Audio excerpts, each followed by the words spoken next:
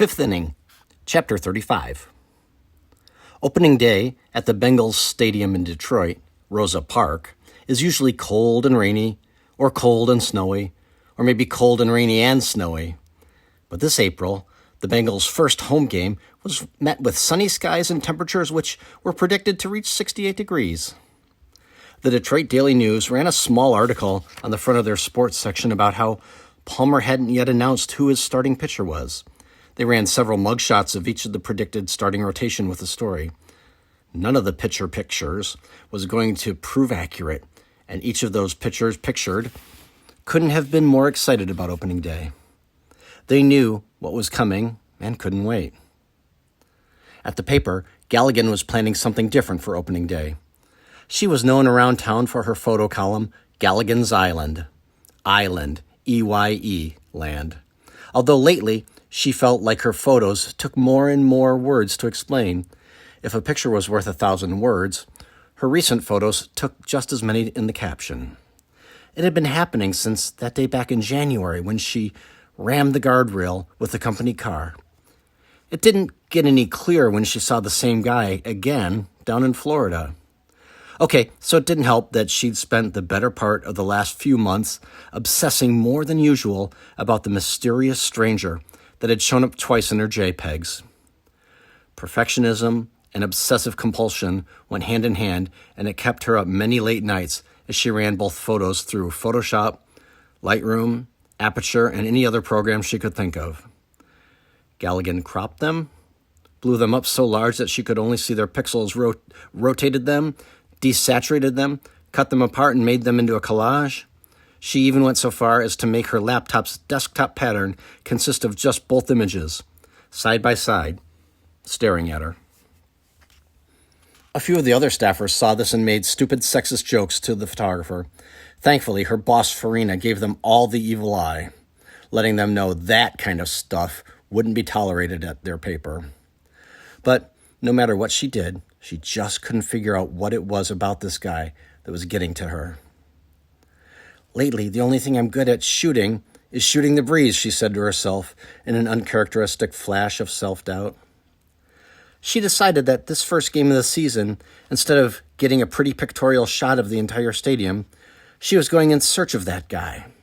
Something told her that the oversized crowd of 42,000 people may just hold the answer.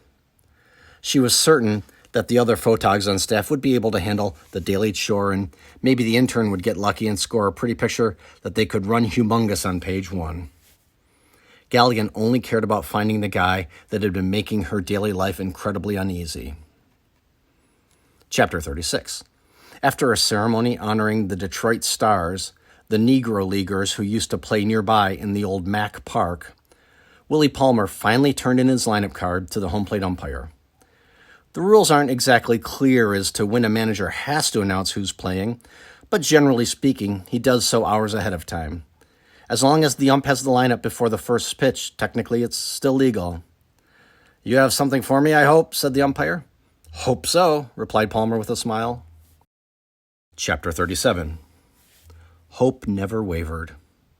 Walking to the mound, he picked up the rosin bag and bounced it in his hand a few times, letting little clouds of powder puff out. Instead of warming up the traditional way, the fans watched as he stretched his arms slowly in modified yoga movements. The catcher, who was in the sophomore year behind the plate, kept gesturing like he was going to toss Hope the warm-up ball, but Hope waved him off. The umpire said something to the catcher, then trotted out to the mound. "Son, we don't have all day. If you're going to get loose, you got to start now," he said to Hope. "Oh, I'm good, thanks. Just a few more stretches and I'll be ready when you are." "No warm-up tosses?" he asked with a smirk cracking his face. "I should be fine. Thanks for asking, though," replied Hope. "Thanks for asking? You're very welcome. Can I get you anything while I'm at home?" The ump asked this time with a facetious laugh as he started to jog back to home plate. Just your fair and honest opinion of my pitches," called out Hope. "Play ball," yelled the ump when he crossed the plate. Taking his position behind the catcher, he said, "Hope your man on the mound's ready for the big leagues and little strike zones." The first batter stepped into the box, and after taking a few practice cuts, stood ready for the first pitch of the new season. Chapter 38. The ball is a magical sphere of infinite possibilities. It exists in all places simultaneously, and yet it exists nowhere because it is only illusory.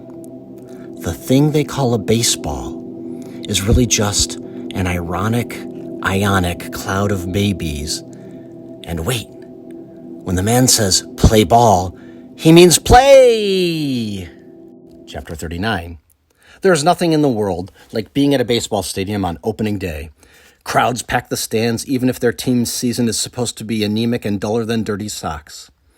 When Hope threw his first pitch of the new season, it was like nothing anyone had ever seen before, and the office workers from CompuWare, the Detroit Medical Center, and even Carmanos were instantly glad they'd let somebody else do their work for the afternoon. Students from Wayne State University somehow came down with a mysterious 3-hour-long bug and couldn't possibly make it to their afternoon classes. When the first pitch exploded into the catcher's mitt, it jerked his muscular left arm into his padded chest and knocked him backwards into the umpire.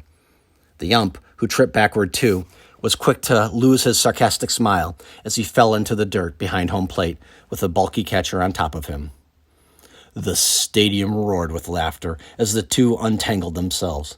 The batter, too, was smiling, even if he had one strike on him. Since the ump fell down, the batter pointed to first base, where the ump signaled that yes, indeed, it was a strike, and the three men at the plate got back into position for the next pitch. Hope wound up and launched a second rocket, which hit the now wary catcher's mitt before the batter began his swing. "Strike two," called the ump. The third pitch came racing in almost before the batter finished getting his footing, and even though it was slow enough for the umpire to see, it was just too darn fast to get around on, and Hope had his first professional strikeout. All around Rosa Park, the fans cheered like it was the last game of the World Series. They were witnessing something spectacular.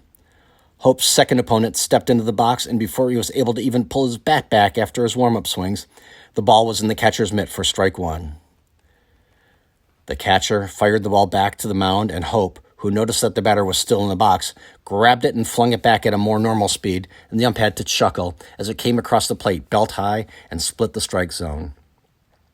Now the batter stepped out of the box and eyed his third base coach, who just shrugged. He took 3 solid air swings and held up his arm for a brief timeout, so he could prepare himself. He kicked the dirt a few times with his right foot, digging a foothold, and he lightly set his left foot in front, positioned his bat where he wanted it, all the while leaving his left hand up in the air to signal that time was still called. And as he pulled his bat back ready to swing, he quickly dropped his hand onto the shaft of the bat, nestling it next to his right hand, and waited for about a millisecond. Hope had been watching the batter's ceremony and was ready and loaded. The instant the batter's hand dropped was the instant Hope flung the baseball sidearm toward the plate. Even though for this pitch, the bat and ball briefly were over the plate at the same time, the batter's aim was about a foot lower than the ball, and he struck out with a huge whiff. Now, with 2 major league strikeouts already to his credit, Hope took a moment to look around at the assembled masses. He knew already that the photographer, Galligan was her name, was walking behind him in the stands down the aisle heading toward first base. Hope was going to play with her one last time, so he needed Galligan to be focused in her noggin, not on her Nikon, something he felt that Galligan hadn't been for quite some time. The next batter was at the plate, and the ump was adjusting his mask when Hope flung the pitch in to his catcher, who was completely unready for it. The batter swung, missing it by a mile, and the ball shot through the catcher's legs, between the ump's legs, and all the way to the backstop, where it took an impossible 90-degree bounce and went flying into foul territory, over toward the visiting dugout.